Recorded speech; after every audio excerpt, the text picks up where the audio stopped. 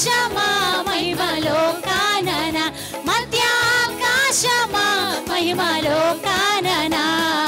నా ప్రియుడా నా ప్రియ యేసు, నా వరుడా పెళ్లి కుమారుడా.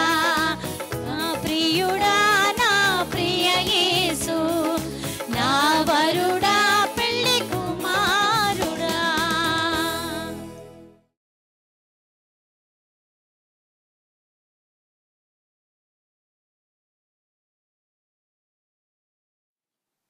దేవునికి స్తోత్రం కలుగును గాక. మంచిది ప్రియులారా, మరొక శుభ ఆదివారం నాడు ఈ రీతిగా దేవుని వాక్యం ధ్యానించడానికి దేవుడిచ్చిన కృపకై ముందుగా దేవునికి వందనస్తులను ప్రార్థన చేసుకుందాం. గనుడైన దేవా, కృపగల మా తండ్రి, మరొకసారి నీ పరిశుద్ధ లేఖనాలు సత్యాలు మేము నేర్చుకుంటూ ఉండగా పరిశుద్ధ గ్రంథంలో ఒక వ్యక్తి ద్వారా మా బేసిక్ నేచర్లో కావలసిన మార్పులను మేము తెచ్చుకొని వాక్యానుసారమైన భక్తి జీవితం జీవిస్తూ నీకు ఇష్టలైనటువంటి మనుషులుగా సాగే ధన్యత ప్రసాదించమని వర్తమానం ద్వారా మహిమను మీరు పొందమని యేసుక్రీస్తు నామములో ప్రతిష్ఠించుకొని ప్రార్థించి పొందుకొంచున్నాం పరమ తండ్రి, ఆమెన్. ప్రియమైన వారలారా, మరొకసారి ఈ రీతిగా దేవుని వాక్యం ద్వారా మిమ్మల్ని కలవడానికి దేవుడిచ్చిన కృపకే వందనాలు. గత వారమున నేను మీతో వివరించాను, యాకోబు జీవితంలో నుంచి మనం కొన్ని ప్రాముఖ్యమైనటువంటి విషయాలను నేర్చుకుంటున్నాం. అతని యొక్క బేసిక్ నేచర్లో వస్తున్న మార్పులు ఎంత అద్భుతంగా అతని యొక్క జీవితాన్ని మలుస్తున్నాయో మొట్టమొదటిగా తెలుసుకోగలిగాము. యాకోబు యొక్క ప్రార్థన మారింది. ఆ వివరమంతా పోయిన వారం మనం వినగలిగాం. రెండవదిగా యాకోబు జీవితంలో అతని పేరు మార్చబడింది. ఈరోజు మోసగాడిగా ఉన్నటువంటి అతడు దేవునితోనూ మనుషులతోనూ పోరాడి గెలిచేవానిగా మార్చబడ్డాడు. కనుక ఇంకా యాకోబు జీవితంలో దేవుడు చేసినటువంటి ఆ మార్పులు ముఖ్యంగా 32వ అధ్యాయం నుంచి మనం నేర్చుకుంటున్నాం. యాకోబు ఒక్కడే మిగిలిపోయినప్పుడు అతనిలో జరుగుతున్నటువంటి ఈ మార్పులను మనం గమనిస్తున్నాం. ఈ సమయంలో మరొక మార్పును చూద్దాం. ఆదికాండం 32వ అధ్యాయం 25వ వచనంలో, తాను అతన్ని గెలవకుండుట చూచి తొడగూటి మీద అతనిని కొట్టెను. అప్పుడతడు ఆయనతో పెనుగులాడుట వలన యాకోబు తొడగూడు వసిలెను. ఆ తర్వాత 31వ వచనంలో, అతడు పెనూయేలు నుండి సాగిపోయినప్పుడు సూర్యోదయమాయెను. అప్పుడతడు తొడకుంటుచు నడిచెను. అనగా ఎబ్బోకు రేవు దాటి యాకోబు ఇక్కడికి వచ్చి ఒంటరిగా ఉన్నప్పుడు కుంటుకుంటూ రాలా. కానీ ఈ ఒంటరితనములో దేవునితో పెనుగులాడి గెలిచిన అనుభవంలోనికి వచ్చిన తర్వాత అతడు కుంటుకుంటూ వెళ్ళడం మొదలుపెట్టాడు. విచిత్రం ఏంటంటే ప్రియులారా, ఇప్పుడు యాకోబు యొక్క నడక మారింది. ఈరోజు అతనికి అంతకు మునుపు లోక సంబంధమైనటువంటి గర్వముతో కూడిన నడక ఉండేది. జ్యేష్ఠత్వాన్ని నేను భలే తెలివిగా లాగేశాను, ఆశీర్వాదాలు మాయ చేసి మోసం చేసి పొందుకున్నాను అని ఒక రకమైనటువంటి గర్వం. తన మామ ఇంటి దగ్గర గర్వం, తన యొక్క కుటుంబాల దగ్గర గర్వం, అలాంటి ఒక నడక అతనిలో ఉండేది. కానీ ఇప్పుడు దేవుని సంబంధిగా అతడు మార్చబడిన పిదప ఆశ్చర్యం ఏంటంటే, లోకానికి కుంటివాడిగా కనబడుతున్నాడు, కానీ దేవుని దృష్టికి మంచి నడక కలిగిన వానిగా మార్చబడ్డాడు. ఈరోజు ప్రియులారా, మన నడకను మనం పరిశీలించుకుందాం. ఎందుకంటే నడకను బట్టే మన నడవడికి ఉంటుంది. నడక నడత అంటుంటారు పెద్దలు. ఈ నడక నడతను బట్టే మన నడవడిక. ఎందుకంటున్నానంటే, మనం ఈరోజు ఎలా సాగాలి అన్నది దేవుని దృష్టిలో మన నడక ఎలా ఉండాలి అనేది ఈ యొక్క వర్తమానం ద్వారా పరిశీలించుకుందాం. దేవుని యొక్క సాన్నిధ్యంలో నడక అన్న వెంటనే క్రైస్తవులందరికీ గుర్తుకొచ్చే ఒక వ్యక్తి ఉన్నారు. నడుచుట లేక నడిచాను అన్నటువంటి మాటలు వస్తేనే వెంటనే అందరికీ స్ఫురణకు వచ్చేది ఎవరంటే హానోక్. ఆదికాండము 5వ అధ్యాయం 24లో హానోకు దేవునితో నడిచిన తరువాత అతనిని దేవుడు తీసుకొని పోయాను కనుక అతడు లేకపోయాను అని చదువుతాం. సో నడకను గురించి చెప్పినప్పుడు చాలామంది వర్తమానాలు అందించేవారు హానోకును మనకి జ్ఞాపకం చేస్తారు. హానోకు దేవునితో నడిచాడు గనుకనే అతడు పరలోకానికి కొనిపోబడ్డాడు అనేటువంటి ఒక మాటను మనం చదువుతాం. అయితే ఇక్కడ మనం గమనించాల్సింది, why God walked along with Enoch. దేవుడు హానోకుతో ఎందుకు నడిచాడు? హానోకుతో నడవడానికి హానోకు ఏం చేస్తే దేవుడు అతనితో నడవడానికి ఇష్టపడ్డాడు? ఆ లేఖనాన్ని మనం హెబ్రీలకు రాసిన పత్రిక 11వ అధ్యాయం 5వ వచనంలో చదవచ్చు. విశ్వాసమును బట్టి హానోకు మరణము చూడకుండానట్లు కొనిపోబడెను, అతడు కొనిపోబడక మునుపు దేవునికి ఇష్టుడై ఉండెనని సాక్ష్యము పొందెను. ఈరోజు దేవుడు అతనితో నడవడానికి కారణం, దేవుడికి అతడంటే ఇష్టమైపోయింది. ఈరోజు మనతో దేవుడు నడవాలి అంటే మనం దేవునికి ఇష్టలుగా ఉన్నామా? హానోకు దేవుడికి ఎందుకు ఇష్టడైపోయాడు? హానోకు దేవుడికి ఇష్టడవడానికి కారణం కూడా హెబ్రీలకు రాసిన పత్రిక 11వ అధ్యాయంలో అక్కడ 6వ వచనాన్ని మనం చూసుకుంటే, విశ్వాసము లేకుండా దేవునికి ఇష్టులై ఉండుట అసాధ్యము. సో హానోకు దేవునితో నడవడానికి కారణం అతడు దేవునికి ఇష్టుడయ్యాడు. రెండవది, దేవుడికి ఎందుకు ఇష్టుడయ్యాడంటే విశ్వాసమును బట్టి దేవుడికి ఇష్టుడయ్యాడు. ఈరోజు నేను అంటున్నాను, దేవుని యొక్క సాన్నిధ్యంలో మనము దేవునితో నడుస్తున్నప్పుడు దేవుడు మనతో నడవడానికి ఇష్టపడుతున్నాడా? దేవుడు మన విశ్వాసము యొక్క ఆ పరిమాణాన్ని బట్టి దేవుడు మనతో ఇష్టపడి నడుస్తున్నాడా? ఇది మనం గమనించుకోవాలి. నేను అంటున్నాను ప్రియులారా, దేవుని యొక్క సన్నిధిలో ఎప్పుడైతే when we wants to walk along with God, we must please God. దేవుణ్ణి మనము ఇష్టలుగా మార్చుకోవాలి. దేవుని దృష్టికి మనం ఇష్టమైపోవాలి. అది మన విశ్వాసపు నడక మీదనే ఆధారపడి ఉంది. ఆశ్చర్యం ఏంటంటే ప్రియులారా, హానోకు యొక్క విశ్వాసము దేవుడికి అతడంటే ఇష్టమైపోయేటట్టు చేసింది. దేవుడికి అతడు ఇష్టమైపోవడం వల్ల దేవుడు అతనితో నడవడం ప్రారంభించాడు.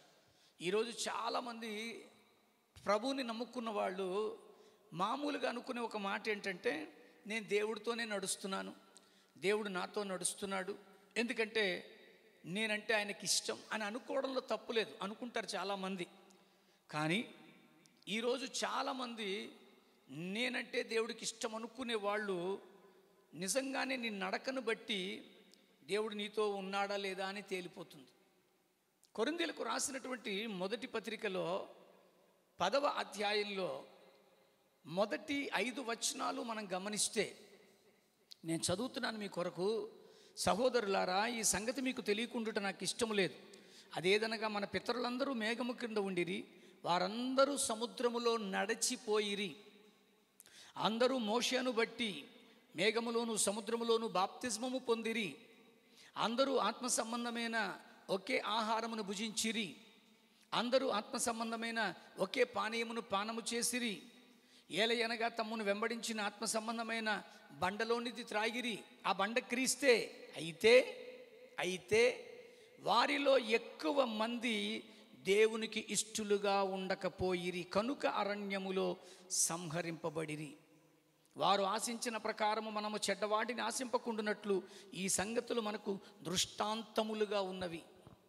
దృష్టాంతములు అంటే ఎగ్జాంపుల్గా ఉందండి. ఈరోజు అందరూ నడిచారు కానీ అందులో ఎక్కువ మంది దేవునికి ఇష్టలుగా లేకపోయారంటండి. నేను అంటున్నాను ప్రియులారా, ఎందుకు దేవునికి ఇష్టలుగా లేకపోయారంటే, వారు ఆశించినట్లుగా అంటాడు భక్తుడు. వాళ్ళు లోక సంబంధమైనటువంటి ఆశలు కలిగి ఉన్నవారిగా, వారు ఆశించినట్లుగా చెడవాటిని మనం ఆశించకుండానట్లు వారందరూ మనకి దృష్టాంతాలు అన్నాడు. ఈరోజు నిజంగా నువ్వు దేవుడితో నడుస్తున్నప్పుడు మంచి వాటిని కోరుకుంటున్నావా? మంచి మాటలు పలుకుతున్నావా? మంచి కార్యాలు చేయగలుగుతున్నావా? ఈ లోకములో అన్య జనాంగం కోరినట్లుగా నువ్వు కోరుకుంటున్నావేమో ఆలోచన చేసుకో మిత్రమా. వారైతే ఈ లోక సంబంధమైన ధనకీర్తులు లేక ఈ లోక సంబంధమైన ఘనకీర్తులు కోరుకుంటారు. కానీ ప్రభువులో ఉన్నటువంటి నీవు ఏమీ ఆశిస్తున్నావు? నీ నడకలో నువ్వు ఆశించే విధానాన్ని బట్టే దేవుడు మనతో ఉంటాడు. నేను ఆయనతో నడుస్తున్నాను అని అనుకునే వాళ్ళు చాలామంది ఉన్నారు. నేను అన్య ఆరాధన చేయను, నేను చర్చికే వెళతాను, పరిశుద్ధ బాప్తిజం పొందాను, రొట్టె ద్రాక్షసంలో పాలు పొందుతున్నాను, ఇంత మాత్రమే గాక నేను అనేకమైనటువంటి దైవ కార్యాలలో నేను కూడా పాలిభాగస్తురాలిగా ఉన్నాను కనుక నిశ్చయముగా దేవుడికి నేనంటే ఇష్టం, ఆయన నాతో నడుస్తాడు అని అనుకోవద్దండి. చాలామంది అనుకునేటువంటి ఈ మాట, హానోకు నడకలో ఆయనకి ఇష్టంగా మారిపోవడానికి కారణము అతని విశ్వాసం. అయితే ఈరోజు మనం ఆయనకి ఇష్టంగా ఉండి మన నడకను సరిచేసుకోగలుగుతున్నామా? మనము ఆయనతో నడవగలుగుతున్న అనుభవంలో నిజముగా మనము ఆ యొక్క అనుభవాన్ని అనుభవించగలుగుతున్నామా? ఎందుకంటే దేవుని యొక్క సన్నిధిలో ఆయన యొక్క జన్మము అనగా యేసుక్రీస్తు వారి యొక్క జన్మ సమయములో అందరికీ తెలుసు, లూకా సువార్త 2:14లోని వచనం, దేవదూతలు ఒక గాన ప్రతిగానం చేశారంటే ఏమని? సర్వోన్నతమైన స్థలములలో దేవునికి మహిమ, ఆయనకు ఇష్టులైన మనుష్యులకు భూమి మీద సమాధానం. ఈరోజు మరి ఆయనకి ఇష్టమైనటువంటి మనుష్యులుగా మన సమాధానంతో ఉన్నామా? Why we are not having peace? ఈరోజు ఎన్ని సమస్యలు ఉన్నాయండి. ఈరోజు ఇంట్లో కుటుంబాల్లో ఎన్ని సమస్యలండి, ఈరోజు వ్యాపారంలో ఎన్ని సమస్యలండి, ఈరోజు ఉద్యోగంలో ఎన్ని సమస్యలండి. అసలు ఇన్ని సమస్యల మధ్యలో మనం సంతోషంగా ఉండగలుగుతున్నామా? ఇన్ని సమస్యల మధ్యలో మనం సమాధానంగా ఉండగలుగుతున్నామా? నో. కానీ ఈరోజు నేను అంటున్నాను, ఎప్పుడైతే ఈ సమస్యలలో నీకు సమాధానం కావాలంటే నువ్వు ఆయనకి ఇష్టంగా మారిపోవాలి. ఆయనకి ఇష్టంగా మారాలి అనుకుంటే ఆయనతో తోడి దాసునిగా, క్రీస్తు దాసుడిగా మనం ఉండాలి. ఎందుకంటున్నానంటే ఎప్పుడైతే మనము ఆయనకి ఇష్టంగా మారిపోతామో, మన విశ్వాసము యొక్క పట్టుదల పెరిగిపోతుందో ఆయన మనతో నడవడానికి ఇష్టపడతాడు. రోమీలకు రాసినటువంటి పత్రికలో 14వ అధ్యాయము 18వ వచనంలో ఒక మంచి మాట చెప్తారండి. ఈ విషయమందు క్రీస్తునకు దాసుడైన వాడు దేవునికి ఇష్టుడు, మనుషుల దృష్టికి యోగ్యుడుగా ఉన్నాడు. ఈరోజు క్రీస్తునికి దాసుడిగా ఉన్నావా? నువ్వు ఎవరికి దాసుడిగా ఉన్నావు మిత్రమా? ఎందుకంటున్నానంటే క్రీస్తునకు దాసుడిగా ఉండడానికే దేవుడి యొక్క అద్భుతమైనటువంటి జీవితాన్ని మనకిచ్చాడు. క్రీస్తు దాసులుగా మనం ఉండడానికి ఈరోజు దేవుని యొక్క వాక్యం అంటుంది, ఎవరైతే ఈ విషయమందు క్రీస్తుకు దాసుడైన వాడు ఉంటాడో వాడు దేవునికి ఇష్టుడు, అంత మాత్రమే కాదు మనుషుల దృష్టికి యోగ్యుడు. ఈరోజు పౌలు భక్తుడు మనుషుల ఇష్టానికి తగిన నడక నడవలేదండి, దేవునికి ఇష్టానుసారమైనటువంటి నడకను నడిచాడు. ఈరోజు నేను అంటున్నాను ప్రియులారా, పౌలు యొక్క జీవితాన్ని మీరు ధ్యానం చేస్తే కరుడుగట్టిన మనస్తత్వం, తన గురించి తానే చెప్పుకున్న 3 మాటలు ఉంటాయి. నేను ఒకప్పుడు హింసకుడను, దూషకుడను, హానికరుడను, I'm most dangerous fellow, but ఇప్పుడు నా యొక్క బేసిక్ నేచర్లో మార్పు వచ్చింది. అంతకు మునుపు ఆ గర్వపు నడకపోయింది. ఈరోజు నేను ప్రభు కొరకు నడవడం మొదలుపెట్టాను. ఎందుకంటే నేను ఒకప్పుడు మనుషుల ఇంప్రెషన్ కొరకు పనిచేసిన వ్యక్తిగా కనబడ్డాను, కానీ ఇప్పుడు నేను అలా లేను. I would like to impress my God only. గలతీయులకు రాసినటువంటి పత్రికలో 1వ అధ్యాయములో ఆయన అంటున్నటువంటి మాట 10వ వచనంలో పౌలు భక్తుడు చక్కగా చెబుతాడు, ఇప్పుడు నేను మనుష్యుల దయను సంపాదించుకొని చూచుచున్నానా, దేవుని దయను సంపాదించుకొని చూచుచున్నానా? నేను మనుష్యులను సంతోషపెట్ట గోరుచున్నానా? నేను ఇప్పటికీ మనుష్యులను సంతోషపెట్టువాడనైతే క్రీస్తు దాసుడను కాకయే పోదును. ఈరోజు నేను అంటున్నాను, నువ్వు ఎవరికి సంతోషాన్ని కలిగించడానికి నీ నడక. ఈరోజు చాలామంది తమ ఆఫీసర్స్ని ఇంప్రెస్ చేయడానికి నడుస్తారు, చాలామంది భర్తలను ఇంప్రెస్ చేయడానికి నడుస్తారు, చాలామంది భార్యలను ఇంప్రెస్ చేయడానికి నడుస్తారు, లేక పాస్టర్ గారిని, ఆ సంస్థ నాయకులను ఇంప్రెస్ చేసుకోవడానికి నడుస్తారు. విచిత్రం ఏంటో తెలుసా ప్రియులారా, నువ్వు ఎప్పటికీ క్రీస్తుకు దాసుడవు కాలేవు. When you are interested to walk only for earthly things, వీళ్ళతో నడవడానికి, వీళ్ళని సంతోషపెట్టడానికి నీ భక్తి జీవితమా? అందుకు దేవుడు నీకు నాకు ఈ భక్తి ఇవ్వలే. నీకు నాకు ఈ మనుషులను సంతోషపెట్టడానికి కాదు. Whatever you are performing that must get glory to your mighty God. నీ దేవుని సంతోషపెట్టడానికి దేవుడు నీకు ఈ జీవితాన్ని ఇచ్చాడు. Are you making your God happy? దేవుడిని సంతోషపెట్టడం అంటే ఏంటో తెలుసా అండి? నీ దగ్గర ఉన్నటువంటి మనుషుల్ని బాధ పెట్టకుండా ఉండడమే, నీ తోటి వారిని నువ్వు ప్రేమించడమే, నీ తోటి వారిని నువ్వు క్షమించడమే, ఆహారం లేని వారికి అన్నం పెట్టడమే, అన్నార్తులు లేని వారికి నువ్వు ఆదుకోవడమే, బీద విధవరాండ్ర పక్షమున జాలి చూపించడమే. All these compassionative things will bring God happy. దేవుణ్ణి సంతోషభరితంగా చేయగలదు. అందుకనే నేను అంటున్నా, నిజంగా నువ్వు క్రీస్తు దాసుడువేనా? ఆ క్రీస్తు దాసుడుగా ఉన్న వాళ్ళు మనుషుల్ని సంతోషపెట్టే ప్రయత్నం చేయరు. ఏది చేస్తున్నా నా దేవుడు దీన్ని బట్టి సంతోషిస్తాడు, నేను వీళ్ళతో ఇలా మాట్లాడినందుకు నా దేవుడు సంతోషిస్తాడు, నేను వీళ్ళని సంతోషపడుతున్నందుకు దేవుడు సంతోషపడతాడు అనేటువంటి స్థితిలో నువ్వు ఉన్నావా? అందుకని అంటున్నాడు, ఈ విషయం ముందు క్రీస్తు దాసుడైన వాడు దేవునికి ఇష్టడు. అక్కడతో దేవుడు ఆపేలా మనుష్యుల దృష్టికి యోగ్యుడిగా చేస్తాడు. అందుకనే పౌలు భక్తుడు కొరింథీయులకు రాసిన 2వ పత్రికలో 5వ అధ్యాయము 9లో అంటారండి, ఈ దేహములో నేను నివసించినను, ఒకవేళ ఈ దేహాన్ని విడిచిపెట్టి వెళ్ళవలసినను ఆయనకి ఇష్టలై ఉండవలనని మిగులు అపేక్షిస్తున్నాను అంటాడు. ఒక రోజు అందరూ ఈ దేహాన్ని విడిచిపెట్టేస్తాం ప్రియులారా. ఆ విడిచిపెట్టినప్పుడు ఆ దేహానికి కాదు, ఆ మరణానికి దేవుడు విలువివ్వాలి. అందుకనే యెహోవా భక్తుల మరణము ఆయన దృష్టికి విలువ గలది అని చెప్పాడు. ఎప్పుడు నువ్వు ఆయనకి ఇష్టంగా ఉన్నప్పుడు ఆయన ఖచ్చితంగా మన మరణానికి విలువిస్తాడు. అందుకనే నేను అంటున్నాను, ఈ సమయములో దేవుని యొక్క సన్నిధిలో ఆయనకి ఇష్టంగా నువ్వు ఉన్నావా? నీ నడకను బట్టి ఆయన నీతో నడవడానికి ఇష్టపడుతున్నాడా? క్రీస్తు దాసుడుకు ఆయనకి ఇంకా ఎవరంటే ఇష్టం? సామెతలు 11:20 ఏముందో తెలుసా? మూర్ఖ చిత్తులు యెహోవాకు హేయులు, యథార్థముగా ప్రవర్తించువారు ఆయనకిష్టులు. నీ నడకలో యథార్థత ఉందా? నీ నడకలో ఖచ్చితత్వం ఉందా? నీ నడకలో యథార్థత ఉంటే నీ నడవడికలో యథార్థత ఉంటుంది మిత్రమా. నీ నడకలో ఖచ్చితత్వం ఉంటే నీ నడవడికలో ఖచ్చితత్వం ఉంటుంది. ఇంకా ఎవరంటే ఇష్టం? సామెతలు 12:22 అంటాడు, అబద్ధమాడు పెదవులు యెహోవాకు హేయములు, సత్యవర్తనులు ఆయనకిష్టులు. ఈరోజు నీ యొక్క వర్తనం అనగా నీ ప్రవర్తన సత్యముతో కూడినదై ఉందా? నిజముగానే ఆ సత్యము నీకు ఇచ్చిన స్వతంత్రాన్ని నువ్వు అనుభవిస్తున్నావా? ఇతరులకు భయపడి కదా నువ్వు బ్రతుకుతున్నావు, ఇతరులు ఏమనుకుంటారో కదా నువ్వు జీవిస్తున్నావు. ఇతరుని ఇంప్రెస్ చేయడానికి ఎంతకాలం బ్రతుకుతావు మిత్రమా? How long you can impress all these earthly people? One fine day నీకంటే మంచివాళ్ళు, నీకంటే గొప్పవాళ్ళు, నీకంటే ఎవరైనా సంతోషపెట్టేవాళ్ళు వచ్చినప్పుడు నిన్ను మర్చిపోతారు నాన్న. కానీ నీ దేవుడు అలా కాదు.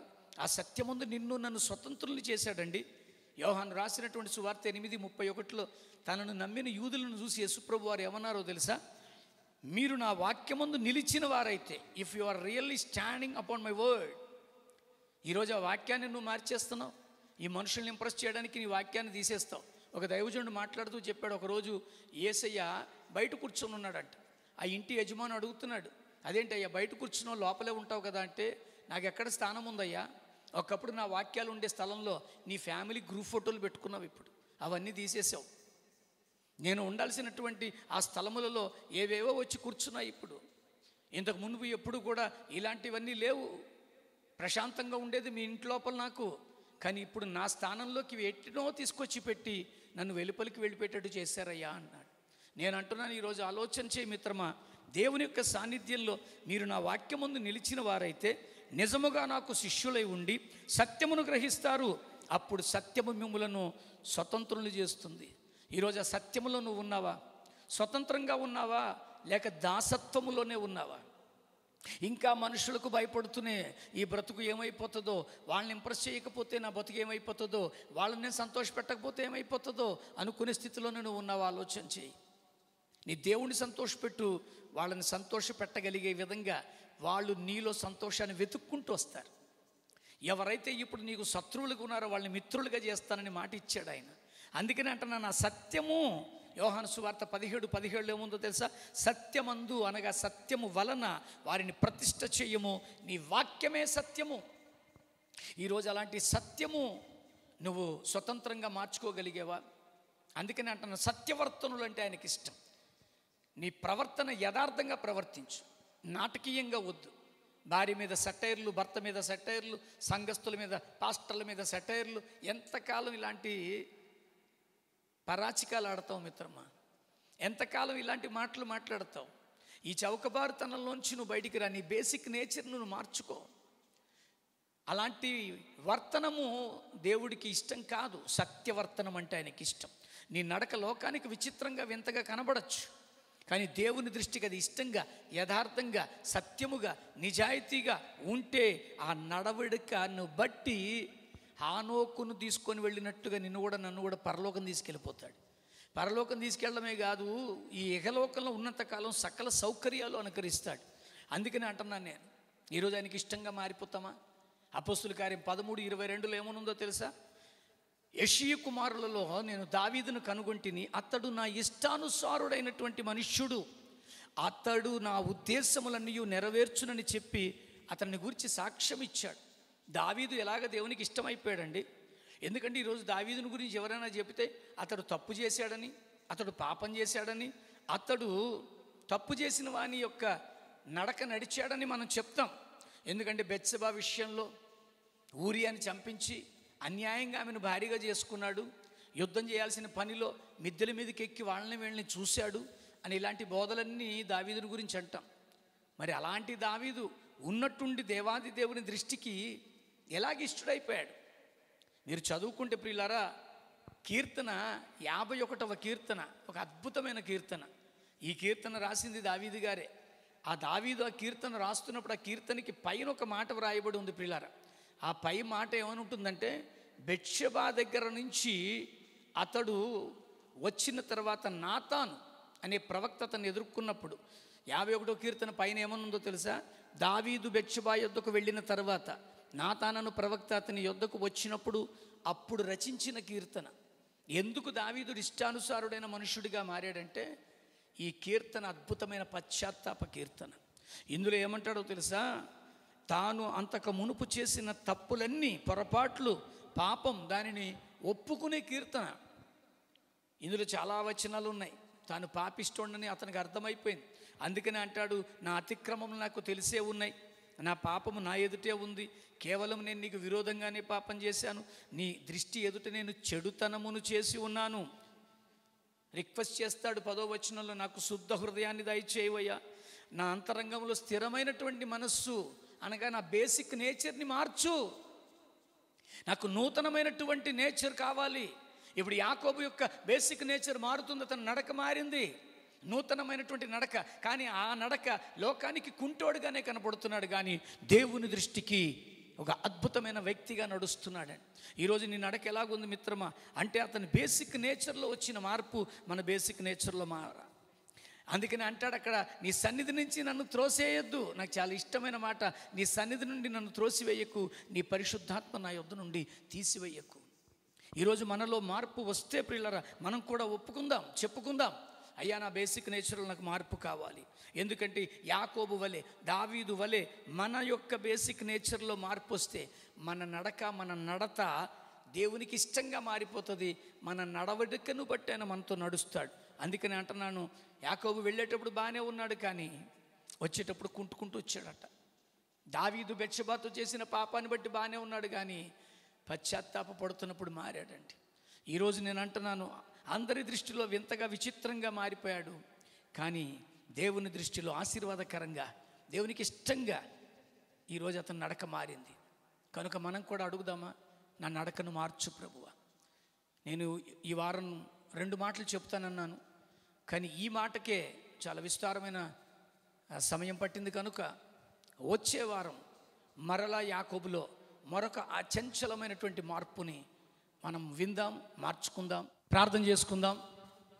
పరిశుద్ధుడైన దేవా, కృపగల మా తండ్రి, యాకోబు జీవితం ద్వారా మీరు మాకు నేర్పిస్తున్నందుకు వందనాలయ్యా. నిజమే, అతనిలో ప్రార్థనా జీవితం మారింది, అతనిలో పేరు మార్చబడింది. అలాగే మేము కూడా క్రైస్తవులనే పేరుని ఘనమైన స్థితిలోకి తీసుకొచ్చేటట్లుగా మేము కూడా మారాలయ్యా. 3వదిగా అతని విషయంలో నేర్చుకుంటున్నాము, అతని యొక్క నడక మారింది. మేబీ ఆ నడక లోకానికి నేను కుంటివాడిగా కనబడచ్చు, కానీ నీకు ఇష్టమైన బిడ్డగా మారిపోయాడయ్యా. అలాగే మా నడత కూడా నీకు ఇష్టమైన స్థితిలోకి నడిపించుకొని మా నడవడికలలో మార్పును తీసుకురమ్మని, మరలా నాయన ప్రభువా ఇంకా మేము నేర్చుకోవడానికి మాతో ఇంకా విస్తరించి మాట్లాడమని ఈ వాక్యం ద్వారా మమ్మల్ని హెచ్చరించినందుకు వందనాలు చెల్లిస్తూ యేసుక్రీస్తు నామములో ప్రార్థించి పొందుకొంచున్నాం పరమ తండ్రి, ఆమెన్. ఆశీర్వాదం తీసుకుందాం. తండ్రి అయిన దేవుని ప్రేమ, రక్షకుడైన క్రీస్తు కృప, పరిశుద్ధాత్మ దైవ సన్నిధి ఈ వాక్యాన్ని వింటున్న బిడ్డలతోనూ, నడకను మార్చుకొని దేవునికి ఇష్టానుసారమైనటువంటి నడకలోకి రావాలని కోరుకునే ప్రతి ఒక్కరికి సదా తోడే ఉండి నడిపించునగాక. Amen. God bless you. Praise the lord.